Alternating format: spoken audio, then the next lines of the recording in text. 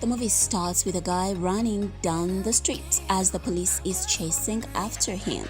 The police officer who is chasing keeps calling out on him to stop and telling him he's gonna make things worse for himself if he does not stop. But the guy keeps running. He's holding a guitar and a bag, and while he's running, his guitar and the bag falls to the ground. He looks back, he wants to pick his guitar. While he's trying to pick the guitar, the police officer catches up with him and holds and gets him. In this next scene, we get to find out the name of the guy who was running as Will. Will is taken to the Children and Family Service where he's called on by a guy in an office whose name is not yet introduced. This guy seems pretty unhappy about his conduct. He goes ahead to read out his offenses. We find out that Will stole a cop car, and in the span of 6 years, Will has been to 7 schools and 22 homes. While Will continues to laugh about it as an impressive record, the guy who called him to the office is still not happy, and he goes on to tell him that with his conduct, he's about to send him to a state facility, which is something that Will didn't want, and asked if there is a way this could be avoided, and the guy informed him that there is no way. Will has had a pretty hard life, losing both parents, moving home to home, and now he was about to be taken to a group home, a state facility. Things didn't look so good for him at this point. A knock comes to the door, which causes the guy to leave the office, leaving Will in the office. Will opens his guitar case, seeing his guitar and the picture of his parents, which brought him memories of his childhood when he was still younger, with the parents still alive. The guy who owns the office, we find out he's Mark, and he comes back with another lady, Kristen, who is one of the foster parents and is inviting Will to go with them on a summer camp. Something which Will was hesitant to take at first, but knowing his option that either he's going to juvie or he's a summer camp seemed a better option, so he agreed to go.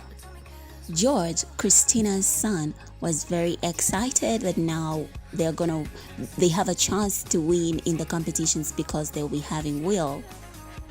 At this point, we are led into the first musical in the movie.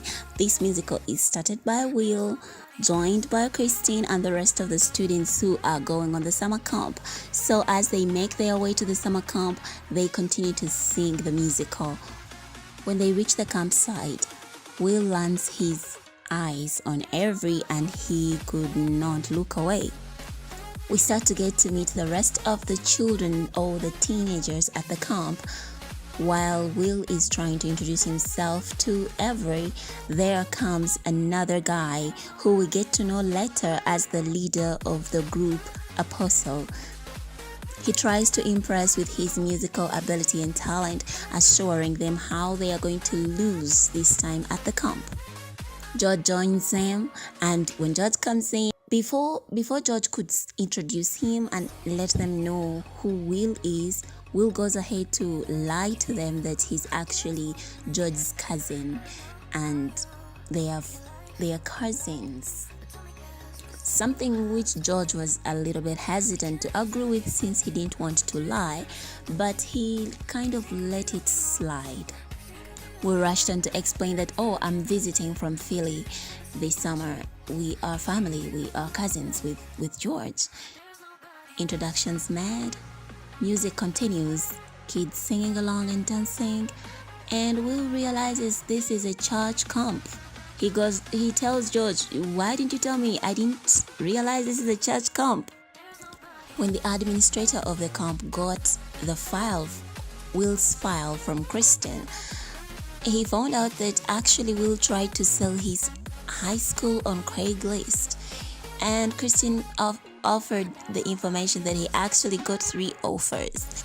The person managing the camp is Avery's father. George and Will checks into the cabin which George chose, more like the cabin that George always went into when he came for the camp. And Will was still wondering why George chose the cabin because it had a lot of kind of scary stuff in there. And it didn't take Will long to realize that the cabin was facing the window of the girl who George had a crush on, and this girl happened to be a best friend to Avery. George tried to call out Will on the lie that he made about them being cousins and informed him how he does not want to lie. And Will says, well, if you said I have to change my life, and for me to do that, I have to be a different person. Please, let's keep that little lie for me, and then I'll help you get that girl. I'll help you get Presley, who is a friend to Avery, the girl that George has a crush on. This is something that George actually agreed to. Will asked George about Avery and what kind of girl she is. George was quick to inform him that that's not the kind of girl that he would get involved in, or the kind of girl who would get involved with him. Went on to ask why, and George informed him that she wouldn't be into guys who the kind of I stole the cop car kind of guys. George gave Will a pair of his shorts to help him blend in and fit in better. Everyone had a group, so Will kind of rolled along with the green the green team, which was the team that George belonged to. They went out to meet Avery, who was in the red team, though they accidentally met and had just a light conversation and a few jokes. Avery was with Presley, though George could not bring himself to say a single word to Presley, nor Presley a single word to George. It was clear that George was into Presley and Presley into George, but nobody said a word to each other. Will takes George aside, trying to encourage him to go ahead and speak to Presley, while on the other hand, Avery is talking to Presley, encouraging her to talk to George. And this broke out into another musical that we get on to enjoy in the movie.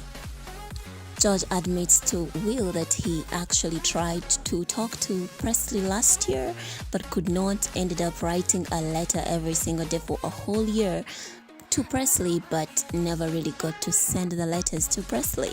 And Will encouraged him to probably invest into the stamp at the post office. We are introduced to the tribunal night.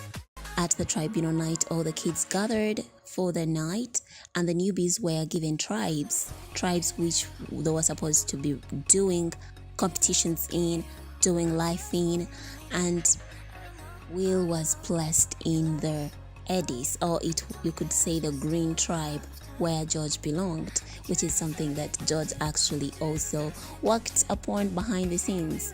Solidarity songs were sung during this time, statements just from each team led by the team leaders, trying to show how they are ready to win and the different competitions that are going to happen in the camp. And we get to see the competitive side of Avery, who happens to be the team leader for Color Red, because we were told earlier on in the movie how Avery is so competitive. This is something that George told Will. Now we get to see her competitiveness, a little bit of it at this point. More singing, but more like chanting. The night ends. The next day the competitions start. The next morning, Will was not too excited to participate in the competitions. So while George was trying to get him to wake up and go get ready for the competitions, Will reminded him that he does not want to be here because he's surrounded by Jesus freaks. Something which George said it could offend him, but he's not offended. Will goes on to tell him, you know what, rule number 1, always have an exit plan. The problem is this time around, the exit plan leads to juvie. While having break time that day, the student starts to chant. Everyone starts to chant 5 minutes. Will asks George what 5 minutes is all about, and George just tells him, you're not gonna like this, because by that time the leader of the apostle is calling Will to come and sit for the 5 minutes, which the students call in the camp the 5 minutes of fame, where they put a chair on top of the table and the person who is having the 5 minutes of fame sits on and can be asked any question for the next 5 minutes.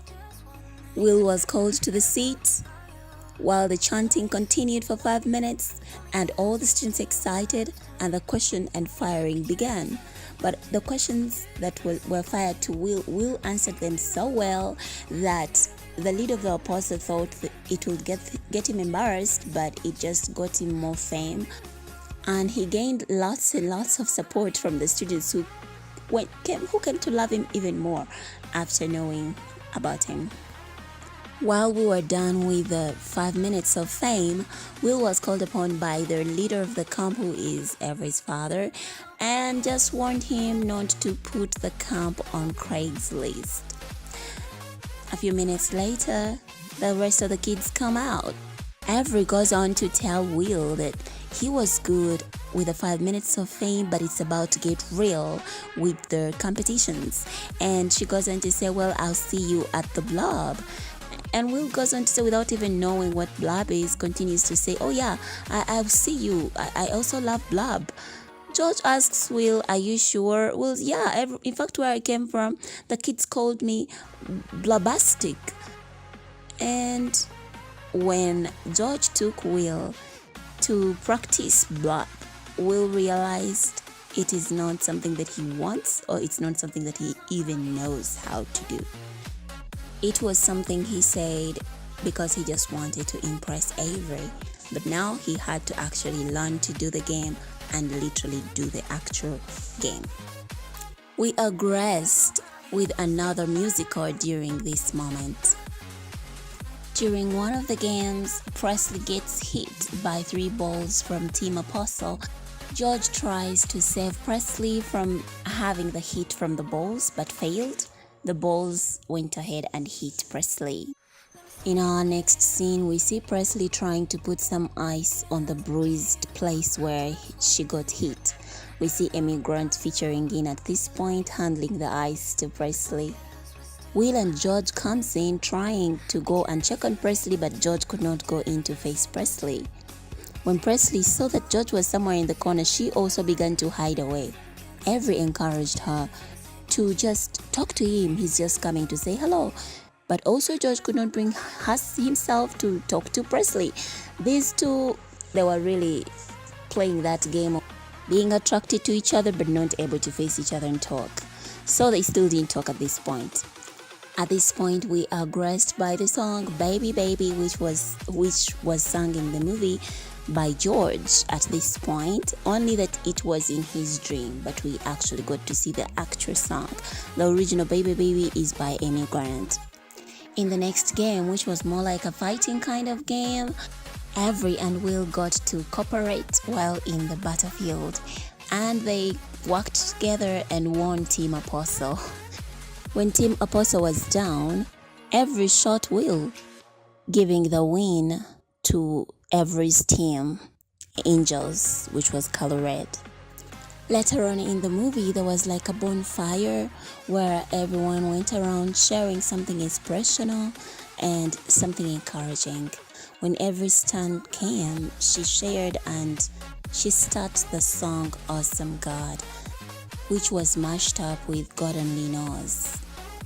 Will and Avery had a connection that night, and Avery gave Will something, a picture. Will was about to tell Avery his past, but he did not get a chance to share. He thanked her and they went their separate ways to their cabins. But the leader of Team Apostle was not so impressed with all the love that Will was getting. He was determined to dig some dirt off Will, so he sneaked into the offices where records are kept, and that's where he found out the details about Will's life, which made him really happy. He could not wait. The next morning, while Will was set to practice and rehearse with his team the musical which they was to present in the final games, the leader for the apostles calls him to have a private talk with him, and that's where he got to let him know that he knows everything about him and he needs to tell Avery and do the right thing. Will didn't feel like he really fit in the place anymore.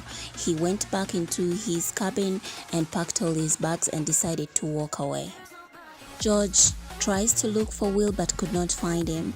runs into Avery and explains that he could not find Will and he's not sure, but they had a conversation that could have a conversation with the team leader for Blue for apostles that could have triggered him.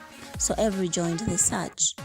Avery eventually asks for the car from his dad and runs after Will and catches up with him. Avery tried to explain to him why he cannot just live like that, but Will could not have any of that. Avery tried to explain to him that they had something special, that he should not be walking away, and Will said there is nothing special here that could make him stay. Eventually, Avery gave up on trying to convince him through the picture which he had left behind, the picture which Avery had given him the night before, and then drove back to the camp. We get to enjoy another musical. Will is thinking through the words Avery has shared and the memories the picture brings, and Will eventually decides to go back to the camp and join the team. Avery was so happy to see him. While they talked, he was trying to explain himself, but Avery just gave him a kiss. This is literally the only kiss in the movie. So yeah, during the time for George's team to sing, George was surprised to hear Will sing. Will was in the room. He joined them, sang with his team, and they literally won the whole thing. Camp was finally over. George gathered up the courage to speak to Presley and also gave her the letters that he had written for a whole year. And also team leader Blue made up with Will. He apologized for all that he did to him. They made peace and they looked forward to competing the next year. While Will was wondering if he now has to go to juvie or the Horns, George's mom gave him the good news that he's actually adopting him and they'll become brothers with George, which is something that really made the two boys extremely happy. And that's how the movie ends.